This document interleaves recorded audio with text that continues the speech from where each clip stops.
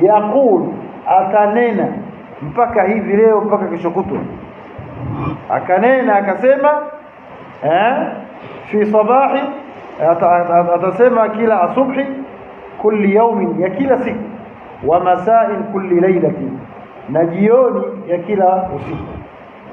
Akisemaje? Akisema bismillah, natamka kwa jina la Allah, alladhi, jina ambalo la yadhurru ma'asmihi, hakidhuriki pamoja na jina lake shay'un, chochote hakipati madhara, fil ardi, sawa sawa kitu hiko kiko ardhini, wala fis samaa, wala kitu hiko kiko mbinguni.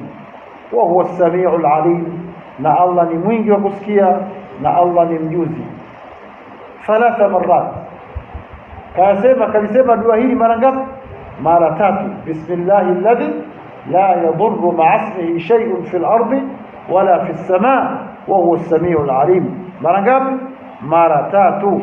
Fayadurruhu shay, mtu huyo adhuriwe eti na kitu? Hapana, eti adhuriwe na jambo kubwa. Na hili wala sio dhikri labda ngumu, ni dhikri siku zote tunaishi nayo. Ni kusema tu bismillahi alladhi la yadurru ma'asmihi shay'un fil ardi wala fis samaa wa huwa as-sami'ul 'alim. Bas wewe haudhuriwi na jambo, haudhuriwi na chochote kile. Hata kama mtu amekuwania akudhuru, basi baada ya kusema hivi inshallah kinagonga mwamba na kinamrudia yeye mwenyewe pengine. Kwa hiyo tudumu na dhikri hii, sawa sawa tutaisema asubuhi au tutaisema wakati wa jioni.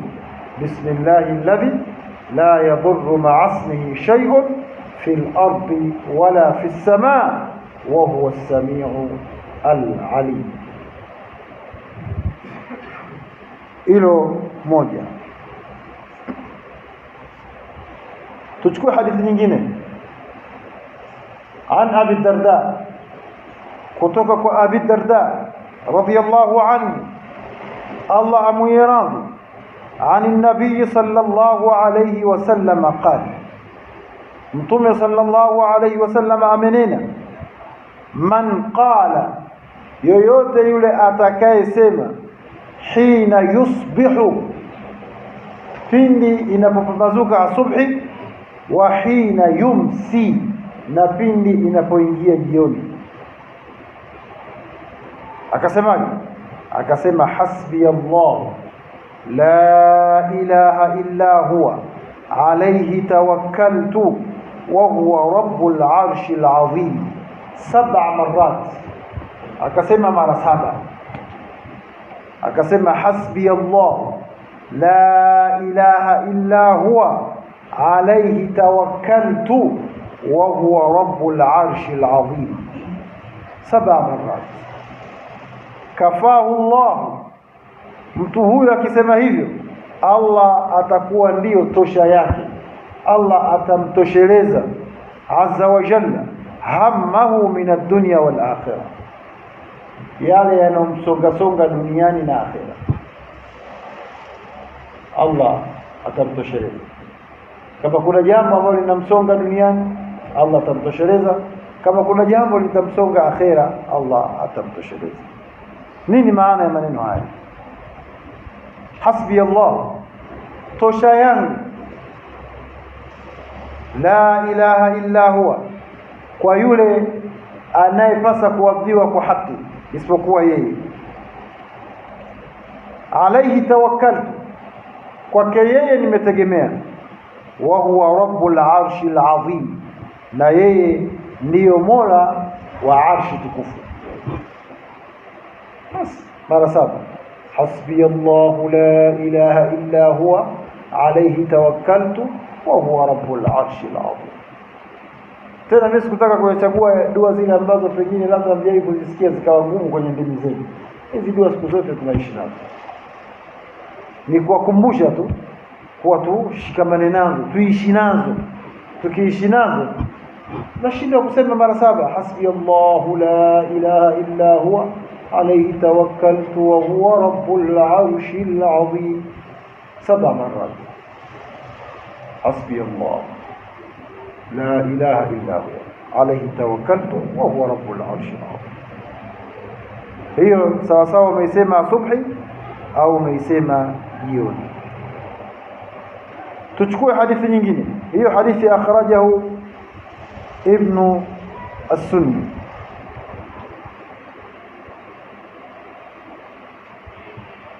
تشكو حديث nyingine عن ثوبان رضي الله عنه أن رسول الله صلى الله عليه وسلم قال ما من عبد مسلم يقول 3 مرات حين يمسي أو يصبح رضيت بالله ربا وبالإسلام دينا وبمحمد نبيا إلا كان حقا على الله عز وجل أن يرضيه يوم القيامة.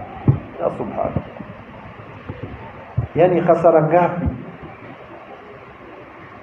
na faida zilizokede ambazo sisi tunaziacha kwa kutoyasema tu maneno haya, tena maneno mepesi kabisa kwenye ulimi, wala hayakuchukulia gharama yote, wala ulimi haujitafuni ukajingatangata. Thawbana anasema kwa hakika mjumbe wa Allah rehma na amani ziwe juu yake, qala, amesema, ma min abdin muslimin, hakuna mja yoyote muislamu, yaqulu, akanena, 3 marrat, akasema maneno haya mara 3, hina yumsi, wakati wa jioni inapoingia, au yusbihu, au kupambazuka kwa asubuhi. Akasemaje? Akasema raditu billahi rabba, nimemridhia kwa Allah ndiyo mola wangu wa haki, wa bil islami dina, na uislamu ndiyo dini yangu ya haki, wa bi muhammadin nabiyya, na Muhammad ni mtume wangu. Na katika maeneo mengine utakuta wa bi muhammadin sallallahu alayhi wasallama nabiyya, hivyo imeingia sallallahu alayhi wasallam. Ukisema maneno ya nini faida yake ya muslim? Illa kana, isipokuwa mtu huyo huwa haqqan ala Allah, ni ana haki kwa Allah subhanahu wa ta'ala azza wa jalla, an yurdiyahu yawm al-qiyama, kumridhia siku ya kiyama.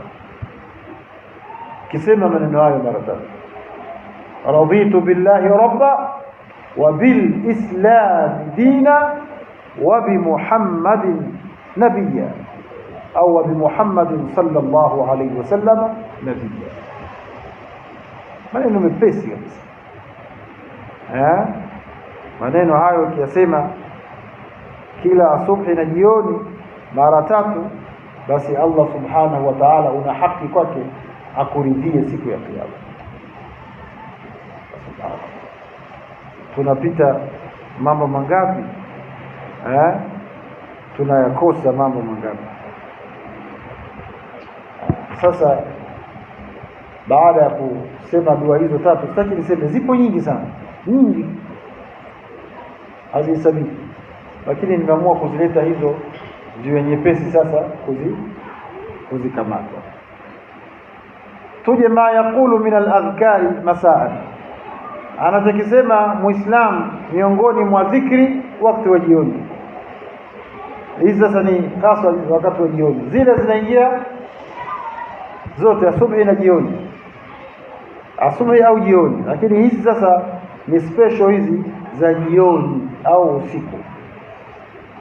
An Abi Hurairah radhiyallahu anhu annahu qala, kutoka kwa Abi Hurairah Allah amuiradhi, annahu qala, hakika Abu Hurairah amenena, jaa rajulun ila an-nabiy sallallahu alayhi wasallam, aliwahi kuja mtu mmoja kwa mtume sallallahu alayhi wasallam. Wewe ukisikia alikuja mtu mmoja kwa mtume, wewe mtu huyu unamdhania ni nani? Ni nani Muislamu?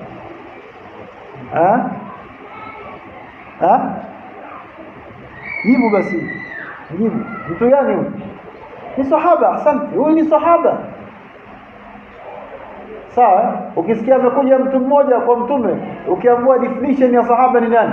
Sahaba ni yule ambaye aliyomuona mtume na akamwamini na akafa katika imani yake. haikupokelewa kama alirtadi. Lakini kuna watu wameishi na zama za mtume lakini hawakuwahi kumuona mtume. Hawa katika tafsiri hawa hawaiti masahaba, hawa wanaitwa mukhadharamu wakongwe. Kuna watu waliishi asri moja na mtume lakini hawakuwahi kumuona. Hawa hawaiti masahaba. Sahaba lazima sharti ayara Rasulullah, amuone mtume sallallahu alaihi wasallam, alafu amwamini, alafu kusiripotiwe kwamba alirtadi, waendelee na imani yake mpaka kufa kwake. Huyu ndio sahaba. Si tumeelewana Waislamu? Alafu msiogope kujibu. Msiogope kujibu. Jibu. Sio bwana kajibu kapatia. Alafu kama tungelikuwa tumeweka zawadi mwenye kujibu anakula 10 hapo. Ndio unasema mimi nilikuwa najua 10 imeondoka hivi. Ndio jamaa atachukua 10. Anaenda kuifanyia mandingo jioni. Wewe pengine ilikuwa hauna 10. Ningejibu pale si sahaba nilikuwa namjua 10. Au tungekuwa tunatoa tiketi za umra. Ndio jamaa tayari kashatoka na tiketi yake ya umra na tiketi yake ya hija. Wewe unaishi ala kadari ile. Kumbe uoga wako unakupoza. Wakati mwingine kamsikizie kadari, wakati mwingine uoga wako wewe mwenyewe na nafsi yako. Sawa? Wewe jibu. Kama yule mtoto aliyojibu yule aliulizwa siku moja kwenye redio nilikuwa nasikia. Aliulizwa, "Rais wa Kenya ni nani?" Akajibu, "Kenyatta." Zama hizi kajibu. Yule jamaa akakubali jibu lake. Akasema, "Na Watanzania je?" Hakupata tabu mwingine. Akasema, "Tanzania hata." Hakutaka tena kupata tabu. Katamke hivyo. Mbona? Kasema, "Ala, kumbe yule wa kwanza kajibu rais wa Kenya, Kenyatta." Basi na Watanzania atakuwa Tanzania hata. Na mwingine akasema, "Na Uganda je?" Akasema, "Ugandata." Basi wakawa kwenda. Sawa? Kwa hiyo Abu Huraira anapokea hadithi. Anasema, "Jaa rajulun ila an-nabiy sallallahu alayhi wasallam." Aliwahi kuja mtu kwa mtume sallallahu alayhi wasallam faqala, akasema, "Ya Rasulullah, ewe mjumbe wa Allah, ma laqitu min aqrabin."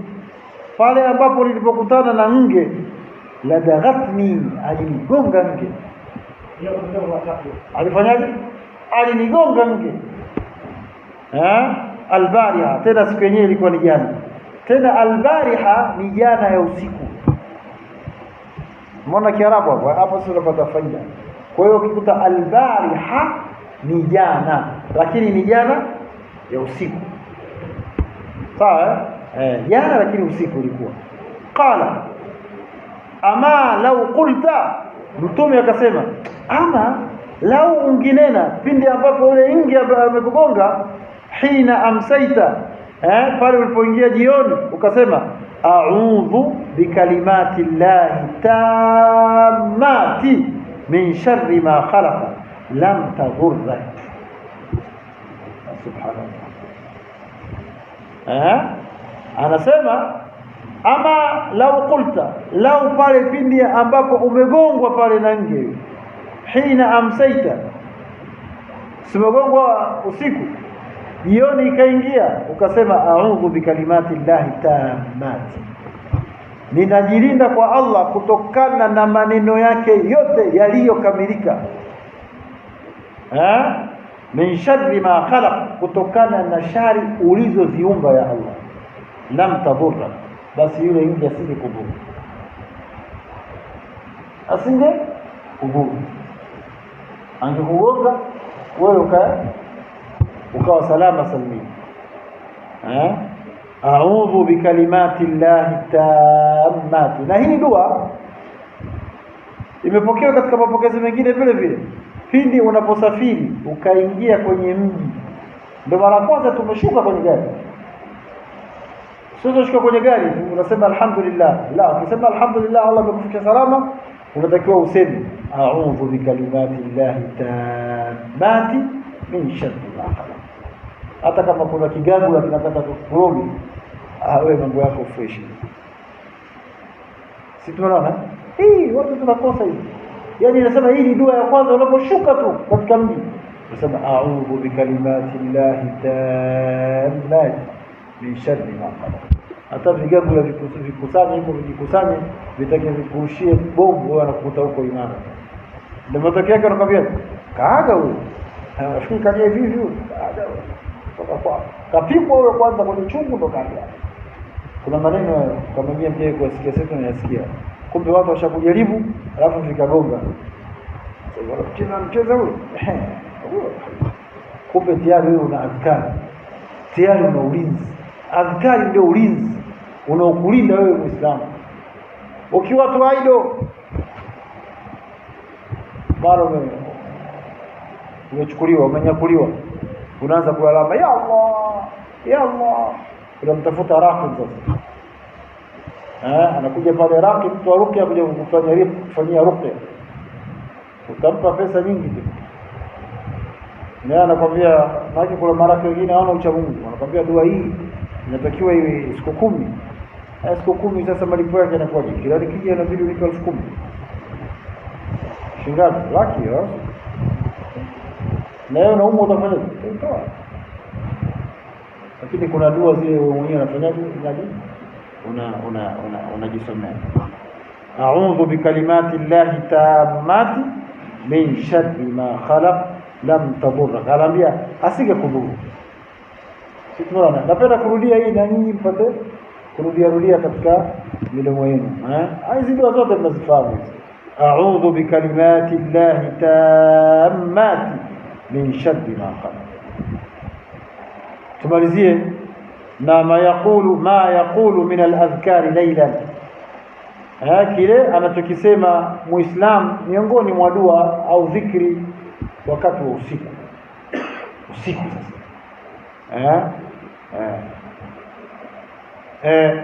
عن أبي مسعود البدري رضي الله عنه قال كتبك أبي مسعود البدري الله أميراثي أمسيما قال رسول الله صلى الله عليه وسلم أمسيما مجمع الله رحمة أماني زويج ياكي الآيتان آيان بي من آخر سورة البقرة zilizomo mwishoni mwa surati al-Baqara, aya 2. Man qara'ahuma, atakayezisoma aya hizo, fi lailatin, ndani ya usiku, kafatahu, Allah atamkinga na atamtosheleza na shari zote za usiku. Maana usiku kuna shari, sio mchezo. Kuna watu usiku wanajifanya wao mapaka mnyau, wanalia nyau, wewe usikie dirishani kwako nyau, kumbe huyo sio nyau wa kawaida. Sawa? Kumbe hilo paka shume limekuja kukutesti au limekuja kutaka kukudhuru. Sasa usilale tu, unaingia kitandani kwako ukawa umelala tu, la tena. Katika riwaya nyingine ukiacha riwaya hii, Mtume sallallahu alaihi wasallam anasema unapoingia kitandani kulala uchukue udhu, shika udhu kama vile unataka kwenda kusali, alafu kunje vilete vibananishe vitaka vyako hivi, alafu soma qul Allahu mara 3, qul a'udhu birabbil falaq mara 3, qul a'udhu birabbin nas mara 3, alafu pulizia huko na vibatemate vitoke. Ukimaliza jipake kile ambacho unaweza kujipaka katika kichwa chako na sehemu zako za mwili, alafu unasoma na aya hizi. Hata lipigo la atomic linadunda ndio linapita kocha. Au mtu akija pale anaona nyumba yako kama vile kidimbu cha maji, au anaona nyumba yako pale kuna bongo la simba limekaa. Ile kulipotiwa, kulikuwa na mwanaharakati mmoja Kenya, tulio kuhadisiwa kipindi hicho cha Rais Moi wa Kenya. Kulikuwa na mwanaharakati mmoja alitokea akaitikisa kidogo serikali ya Kenya kutokana na mihadhara yake na hivi na nini, lakini mashallah yule bwana alikuwa mcha Mungu sana, akashikwa. Unajua serikali zetu hazitaki kuambiwa baadhi ya maneno, wanachukia. Kwa hiyo akachukuliwa yule bwana akawekwa kwenye shimo la tewa. Serikali kama tesa kidogo na nini, lakini inasemekana siku moja alikuwa ameambiwa askari mmoja akamtese kama vile ndio kwenda kummaliza kabisa. Yule bwana mcha Mungu alikuwa akisimama kusali, Sasa yule bwana alipofika tu kwa yule bwana, anasema aliona simba mkubwa kakaa pale mbele yake. Yule bwana akaingiwa na hofu, kabidi atoke mbio. Sasa sikuweza kumkurubia hata mara moja. Yule bwana, nimeniona simba limekaa. Wewe ni ulinzi wa Allah, ulinzi wa Allah. Sasa wewe uko idle tu, utaki hata dua, hata watoto wako kuwasomea, kwa polizia. Unaingia tu, mara utasikia watoto lakini ni kuwasomea na polizia. Watoto ambao hawawezi kusoma, wala wanaweza kusoma, wanawafundisha. Hayo mambo ambayo yalitokea. Tunahadisiwa, sisi tunahadisiwa, Allahu a'lam kama ilitokea ni sahihi, lakini tunahadisiwa huko Kenya. Sasa haya mambo yanatokea sana. Wengine watu wanakutafuta wewe, watu wana husda. Hiyo khairi alokupa hiyo watu hawataki uwe nayo. Kuna majitu tu, yani kama nyoka vile. Nyoka aliembe, lakini anaweza akakaa kwenye embe akakaa. Basi kula wewe basi nyoka hali. Ukiingia mbona tu umegongwa. Kuna watu wana husda za nyoka. Ndio? Hii kwa sababu unaona mimi nilipata nini? Si kipikipiki changu tu hiki kinanipeleka wewe na tafuta riziki. Sasa hicho kipikipiki chako kwa kiskuta chako kwa watu wanakitamani, watu wanachukia. Huyu anamiliki huyu wapi huyu? Au wengine mmetoka mbali mmekuja kutafuta, mtu mwingine hapendi tu. Huyu sikaja juzi tu kutoka kwao hapa na anamiliki hiki na kile. Watu wana chuki za hatari. Watu wana aini. Watu wana magonjwa ya aini, ya husda, chuki. Sasa usikae tu wewe umekaa tu mwepesi. Na wewe mtegemea Allah subhanahu wa ta'ala. Ukimtegemea Allah vinadunda hiyo, maisha yanafanyaje? Maisha yanakwenda. Kwa hiyo hizo aya ni aya gani? Qala Allah ta'ala, aya zenyewe ni hizi: amana ar-rasulu bima unzila ilayhi min rabbih wal mu'minun kullun amana billahi wa malaikatihi wa kutubihi wa rusulihi la nufarriqu bayna ahadin min rusulihi wa qalu sami'na wa ata'na ghufranaka rabbana wa ilayka al-masir. Hiyo aya moja ya kwanza. Aya pili: la yukallifu Allahu nafsan illa wus'aha laha ma kasabat wa 'alayha ma iktasabat rabbana la tu'akhidhna in nasina aw akhtana ربنا ولا تحمل علينا إصرا كما حملته على الذين من قبلنا ربنا ولا تحملنا ما لا طاقة لنا به واعف عنا واغفر لنا وارحمنا أنت مولانا فانصرنا على القوم الكافرين. hizo ni aya mbili zilizomo katika suratul Baqara. Mwisho kabisa hizi aya hizi ndio zinafunga suratul Baqara. Ukifungua tena unaingia tena katika suratu Ali Imran. Sisi sura tunasoma hizi. Sasa kuanzia leo uzihifadhi, nzito hizi, zina mambo hizi, zina maana. Kaja huyo kafundishwa, kuja yule kufundishwa, maana yake ndio tumefundishwa. Maana masahaba ndio waaminifu waliotubebea dini. Lama sisi Ahlus-Sunna wal Jamaa tunasema as-sahabatu kulluhum udulun, masahaba wote ni waadilifu. Kwa nini? Wanatupokelea dini yote. Hapa unasikia an Abi Mas'ud tena analeta vile vile kama alivyosikia kwa Mtume sallallahu alaihi wasallam. Hivi ndio sababu tunatakiwa sisi tuwapende masahaba. Anapotajwa sahaba, basi sisi tunatakiwa tuseme radiyallahu anhu wa radu anhu. Allah amewaridhia. Watu wazito hao, watu waaminifu. Na laiti kama usingekuwa waaminifu, dini isingefika salama kwetu. Dini ingefika ina matobo.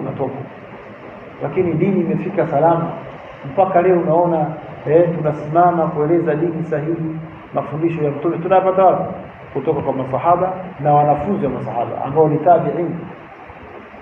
Sawa? Hapa sasa ndio tunasema, wanasema hii sasa ndio qurunul mufaddala. Watu wa hadithi wanasema hizi ndo zama bora. Mtume mwenyewe alisema khairu alquruni qarni, karne bora ni ile karne ambayo mimi nipo. Thumma alladhina yaluna, kisha ile ya masahaba. Thumma alladhina yaluna, kisha ile ya tabi'in.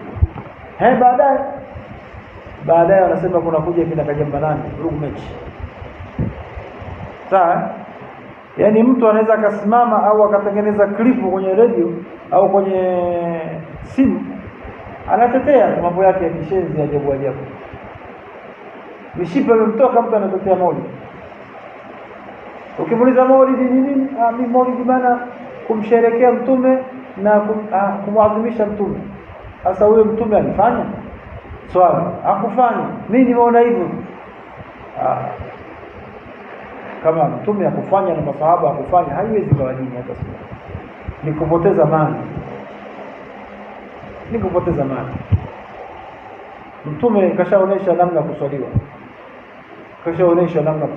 Na mtume mwenyewe alikuwa anasherehekea siku yake kufunga. Sasa kwa nini wewe ufunge? Watosheke na kufunga. Mpaka waalike sijui baka kutoka Misungwi, wengine kutoka Igombe, wengine kutoka Bukoba, wengine kutoka wapi, wanakuja hapa na pesa na magome yanachinjwa na mahela yanapotezwa. Wanaanguka ng'ombe saba, kila ng'ombe mmoja 500,000 shilingi. Tungetumia hizo pesa kwenda kuwasomesha watoto wa Kiislamu ambao wamekosa karo, tungefaidika mara ngapi? Tungejenga au tungechimba kisima, watu wangefaidika mara ngapi? Kwenda kutengeneza ibada ambayo wala haina mashiko. Na tena mtu anajitahidi kabisa. Leo kumsikia mimi mtu mmoja anasema hukumu katika Uislamu ni 5 tu. Wajibu, haram, halal, mubah, na makruh. 5 tu. Sasa hii huyu anakuambia kusoma maulidi ni bid'a, ipo katika hukumu ngapi?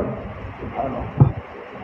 Na Allah au shetani anataka kukuambia, shetani huwa hamfuati yule mtu aliyopotea sana.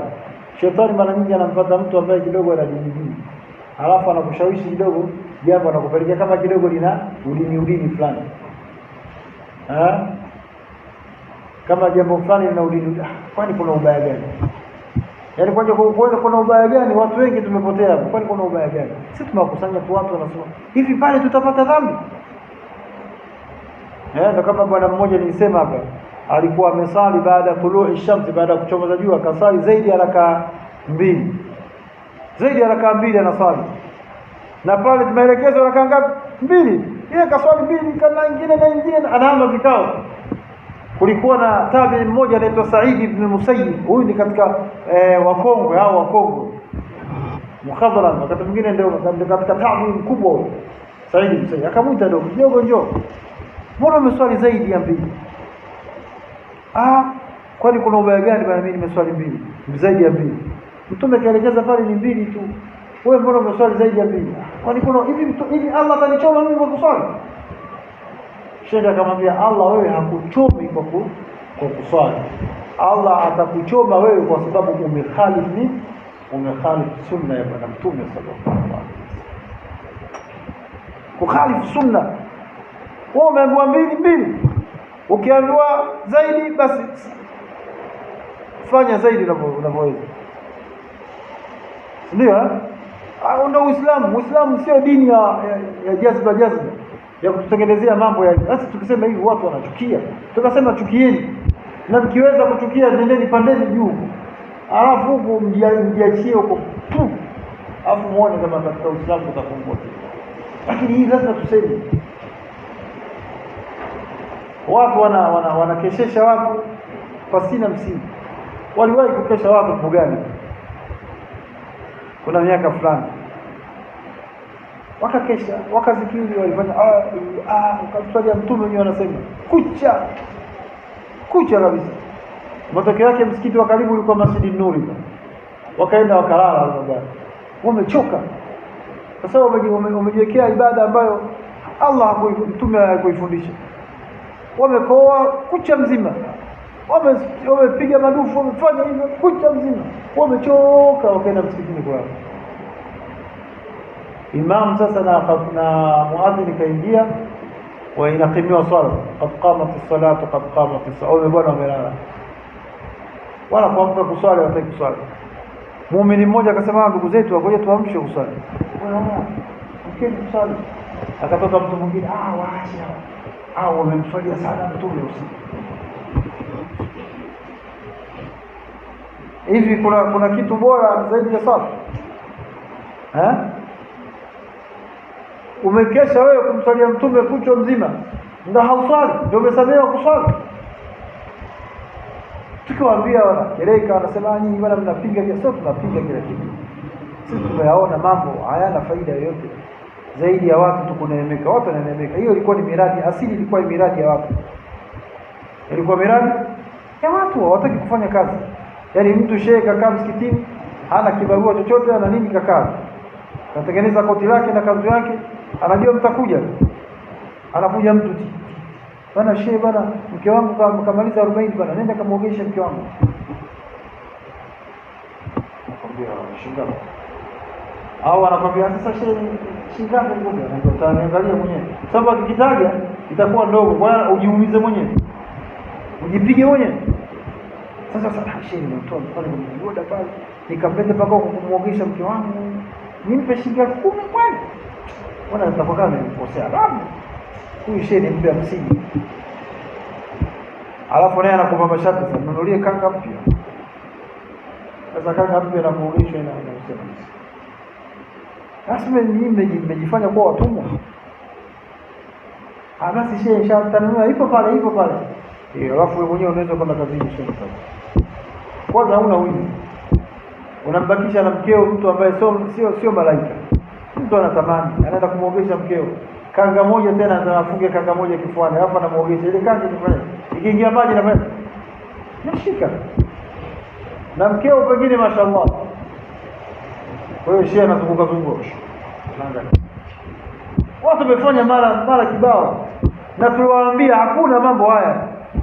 Kipozeo na lugha yake moja anasema alionuia kuoga, alioga kunuia. Kipozeo, kipozeo. Hiyo mimi nimesikia kwa kipozeo bwana mmoja mtu kipozeo. Hilali Shawidi. Anasema alionuia kuoga na alioga kunuia. Maana yake alionuia shekhe akuoga. Anaoga yule mwanamke hakunuia. Kwa hiyo haya mambo acheni haya mambo. Tunasema sasa mwingine kakaa pale anasema ni mwaka huu Maulidi, wanakaa kwenye kikao. Maulidi itakuwa gunia ngapi? Anataka mtu mmoja bidi iwe gunia 7. Watu watakuwa wengi. Namletea gunia 7, yule bwana mkuu pale anatoa gunia 2, 5 zote atauza baadaye. Kwa hiyo ilikuwa ni miradi ya watu. Na tunasema kwa kinywa kipana, hatuogopi katika dini kusema jambo. Ndio na watu mrudi katika Uislamu. Kwa hiyo Uislamu sahihi ndio huu. Unahifadhi, hakuna haja ya kujisomea wewe. Wakati mwingine ipo nafasi ya ruqya kufanya haraka kujiraki wewe mwenyewe. Baadhi ya aya unasomea kwenye maji unakunywa, unapaka, unaomba wewe mwenyewe. Japo kwa watu ruqya bwana tenda zetu wanasema tunini zipo, lakini kuna zingine ambazo zimefika kubwa, hali imefika baya. Kuna watu wanaocha Mungu wanaweza kufanya ruqya na sheria ipo, wala ruqya ya kisheria wala haijakatazwa ipo. Lakini sio asije mtu pale akafanyia dua za majabu maneno wala hujui. Shakala Allah. Bali kesho ndio anafanya shida. Ibana subiri. Ibana maneno mbona nasikia tukashusha baraka Allah yakao mbaya. Sema na mwingine naomba majini hapo. Hata maneno mazuri yasikike kabisa kama dua Allahumma rabbana atina fid dunya hasana. Asikike. Sio anazungumza vitu kama wale wananena kwa nini? Wananena kwa jina kwa lugha, wananena kwa lugha. Sema ndio. Bwana yeye ni nini gani? Nikubebesha tuna macho kafumba. Au anavaa manguo ya ajabu. Huko kavaa kaniki, huko kavaa nguo nyingine jekundu. Aisee. Sisi tunaona. Kwa hiyo mwisho katika kama hizi aya hizi uzijui, basi jifunze. Nenda kwa shekhe jifunze. Amana rasulu bima unzila ilayhi min rabbi, isome mpaka mwisho na zihifadhi. Na si vibaya kama mwanzo hujazihifadhi ukazisoma kwa kufanya kwa kuzitazama. zitazame. Baadaye kidogo kidogo, baadaye utafanyaje? Utakuwa umefanyaje? Umehifadhi, zimekaa sawa. Mimi nadhani tumeelewana. Kwa hiyo inshallah nadhani kesho siku ya Ijumaa hii darasa inakuwa hakuna, kwa sababu kuna khutba, mnatosheka na ile khutba ya Ijumaa, na bahati nzuri khatibu nitakuwa mimi mwenyewe inshallah kesho. Khatibu nitakuwa mimi mwenyewe ambaye mwenye darasa hili, kwa hiyo nitakuwa nishafikisha ndani ya darasa hili, ndio alhamdulillah, au sio? Kwa hiyo inshallah baada ya kumaliza nukta hizo, inshallah tutakuja sasa katika adhkarul mutlaqa, zile ambazo hazina kipindi maalum, zile zimeachiwa zile sasa. Tukitoka hapo sawa, hiyo Jumamosi tutakwenda nazo hizo. Jumamosi, Jumapili ikiwezekana mpaka na Jumatatu yake, au Jumatatu tutafanya siku tu ya kujibu maswali na nini na kuagana Jumatatu. Jumapili inshallah Allah akitupa uhai na uzima, tunaangalia sasa zile adhkaru almuqayyada, zile ambazo zenye matukio maalum, muqayyada, kama mathalan upepo umevuma, au mvua, sauti ya punda umesikia, sauti ya mbwa kabweka, jogoo kawika, useme nini? Sinasikia majogoo wakati mwingine saa 9 za usiku, saa 8 anawika. Hiyo siache, shukuru Allah. Unasikia kidisha kwako, shetani yule kamuona ile, taka au billahi mazinduka. Kwa hivyo vitu sasa muqayyada yote mtafanya. Tuombe tu uzima na usalama, na mimi nimemuomba Allah subhanahu wa ta'ala siku zote hizi 10 na zaidi ambazo, sababu nikiama hapa nahamia sehemu nyingine, sio kama nimemaliza, nahamia sehemu nyingine kwenye darasa. Kwa hiyo namuomba Allah siku zote za mwezi mzima, Allah anipe afya njema ili tufaidike pamoja, mimi na nyinyi tufaidike. Ramadhani kisha tayari ishakuwa Ramadhani imetubadilika, sio yule tena, sio yule aliyofunga Ramadhani ya miaka ya nyuma ile, yule amefunga Ramadhani ambayo ina nini, ina tija na ina matunda.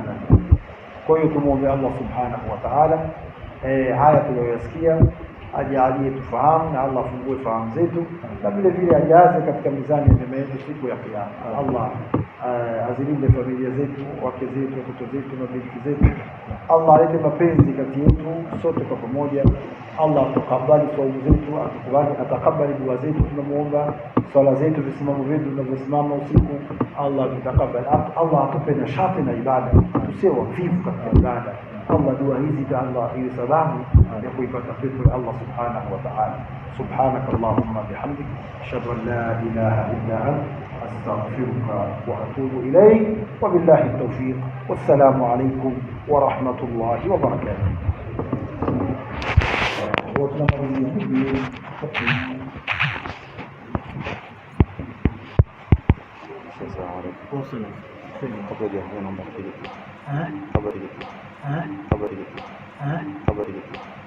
Habari